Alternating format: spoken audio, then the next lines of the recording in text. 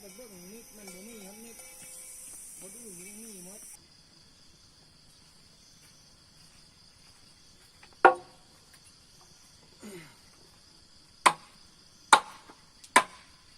จะให้โหกแล้วนั้นให้เนียนเด้อสร้างมาเอา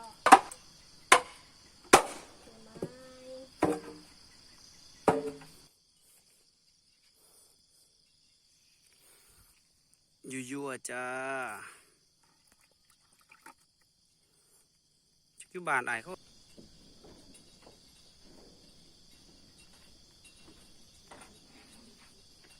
ใช่มาลกไก่กุ๊กกุ๊กกุ๊กกุ๊กเป็ดอาหนึ่งวันกุ๊กกุ๊กกุ๊กกุ๊กเป็นวัยรุ่นเท่ๆยักอยู่ไหอยู่หน้าหรือว่าเนี่ยบ่แก่งอันนี้แก่เสร็จพอเขาเห็นมาแต่ละคนเด้อที่ยักอยู่ไหอยู่หน้า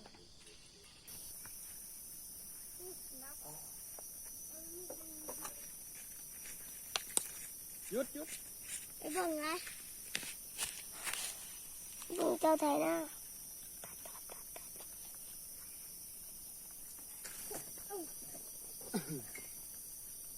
ไทยหน้าบอกว่า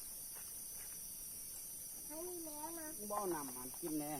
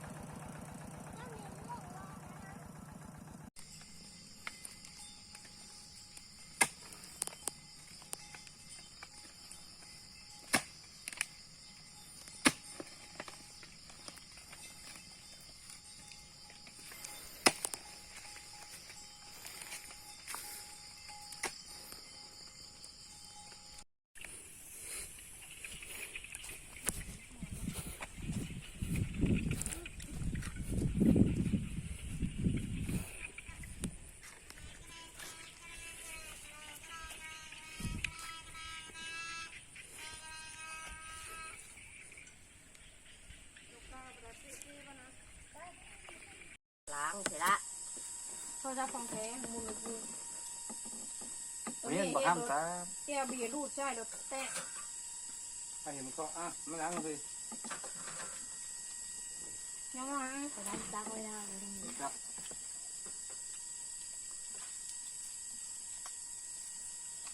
นั่นดินั่นก็ให้พ่นหรอขายเนื้อเขาหายโอ้ยผู้เดียวบ่ได้กินข้าวนึงต้องกินกันน้ำแข็งอีกเลยนี่เนี่ยอันนี้มุกเอามานะก่อนนั้นนะโกูปลาน่ะมันเป็นตัวมกป่ะตัวมกอยู่ใหญ่มันก็ต้าตาล้างมั้งต้องไหมชุกกิน ป่ะนี่ก็พอละยังเหรอโอ้ยชุกเรื่องแล้วมันเบาด้วยใช่ป่ะน้ำฝนกันพวกกับโอ้แล้วกินแล้วกันแล้วมันยาวกินเมื่อตัวละบูดขายลูกเอาพวกนั้นกว่าเอานี่เห็ดพ่นแล้วเนาะเขาเองงับหยาบไปได้เลยเขานอนไปได้กินน้ำเจ็บอยู่ว่า